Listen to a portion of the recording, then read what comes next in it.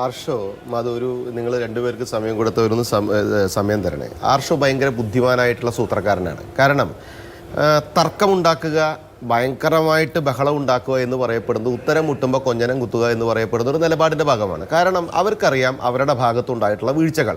എന്നാൽ കോൺഗ്രസ്സുകാർ പരിപൂർണമായി ശുദ്ധമാരെന്നല്ല, ഈ പണിയിൽ നല്ല മിടുക്കന്മാരാണ്. ഈ അഭ്യാസത്തിൽ വർഗീയത പ്രചരിപ്പിക്കുന്നതിൽ. അദ്ദേഹം പറഞ്ഞു, പോലീസ് റിപ്പോർട്ട് പാർട്ടി അറിഞ്ഞിട്ടല്ല വയ്ക്കണേന്ന് പറഞ്ഞു. അരിയാഹാരം കഴിക്കുന്ന ഈ കേരളത്തിലെ ജനങ്ങൾക്കറിയാം, കേരളം ഭരിക്കുന്ന രാഷ്ട്രീയ സംവിധാനമായിട്ടുള്ള ഇടതുപക്ഷം കൃത്യമായിട്ട് പോലീസ് സംവിധാനത്തെ കൈകാര്യം ചെയ്യുന്ന ആഭ്യന്തര വകുപ്പ് പാർട്ടി സംവിധാനങ്ങൾ അറിഞ്ഞുകൊണ്ട് തന്നെയാണ് പല കാര്യങ്ങളും നിലപാടെടുക്കുന്നത് എന്ന് സാധാരണക്കാരായ ആളുകൾക്ക് മനസ്സിലാവുന്നു. വെറുതെ നമ്മൾ തട്ടിപ്പും മത്തങ്ങും പറഞ്ഞിട്ട് കാര്യമില്ല. ആരാ ഈ ജയരാജൻ എന്ന് പറയപ്പെടുന്ന ഇന്നലെ പത്രസമ്മേളനം നടത്തിയ കണ്ണൂരിലെ ജില്ലാ സെക്രട്ടറി പോലീസിനെ കൈകാര്യം ചെയ്തിരുന്ന ആളാണ്. അദ്ദേഹത്തിന് കാര്യം കിട്ടില്ല എന്ന പി ശശി എന്ന് പറയപ്പെടുന്ന വ്യക്തി ഇരിക്കുന്ന പൊസിഷൻ എന്താ? ഇവർക്ക് ഈ കാര്യങ്ങൾ ഇന്നത് വരാൻ പോകുന്നുണ്ടെന്ന് അറിയില്ല എന്നാണ് കരുതുന്നത്. ഇതിനകത്ത് കൃത്യമായ രാഷ്ട്രീയമുണ്ട്. എന്താ രാഷ്ട്രീയം? ജാതീയത കളിച്ചു. ഇവരൊക്കെ നൈറ്റ് മാർച്ച് നടത്തി ജാതീയതയും വർഗീയതയൊക്കെ ഉണ്ടാക്കി. അത് കഴിഞ്ഞിട്ട് ഇവർ അസ്വസ്ഥത ഉണ്ടാക്കി. ഈ അസ്വസ്ഥത ഇവർക്ക് കൊയ്യാം, വർഗീയത ഇങ്ങനെ വിതയ്ക്കാം സമൃദ്ധിയായിട്ട് കേരളത്തിൽ.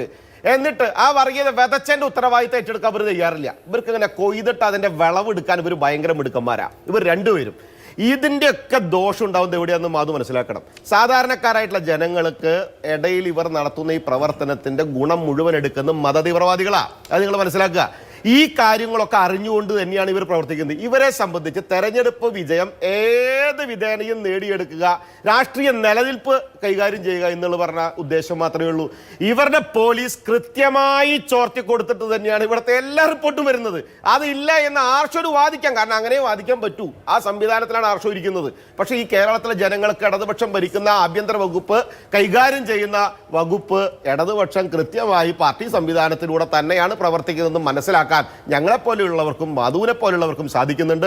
ആർഷോ അത് സമ്മതിക്കാത്തത് അത് ആർഷോന്റെ നിലപാട് അതായതുകൊണ്ടാണ്. അദ്ദേഹത്തിന് അത് അറിയാതെയുമല്ല, അദ്ദേഹത്തിന് അത് ബോധ്യമില്ലാത്തതുമല്ല, അദ്ദേഹം ഇതിലൂടെയൊക്കെ അങ്ങനെ കടന്നു പോയിട്ടുള്ള ആളുമാണ് എന്നുള്ള യാഥാർത്ഥ്യം ഈ കേരള സമൂഹത്തിന് മുമ്പിലുണ്ട്. അത് നമുക്ക് അവിടെ ഇരിക്കട്ടെ.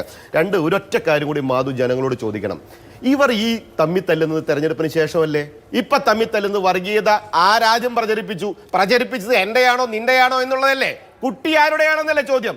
ഈ പ്രചരിപ്പിച്ച ആളുകൾക്ക് മുഴുവൻ കാലും തേനും ഇവർ രണ്ടു കൂട്ടരും സുഖമായി കൊടുത്തിട്ടുണ്ടെന്നേ. ഈ കൊടുത്ത് വടകരയിൽ വൃത്തിയായിട്ട് ഇവർ നടപ്പിലാക്കിയിട്ടുണ്ട്.